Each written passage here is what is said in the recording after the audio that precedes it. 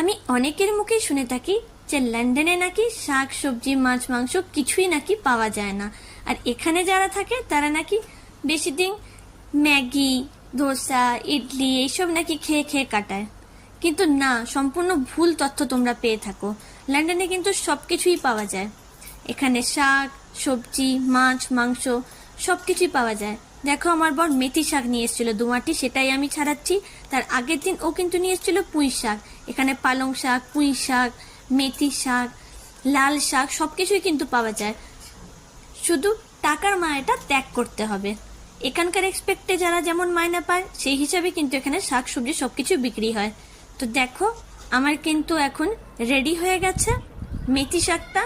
কালো জিরে শুকনো লঙ্কা ফোড়ন দিয়ে করেছিলাম আর বেগুন দিয়ে আমার কিন্তু খাবারটা রেডি হয়ে গেছে।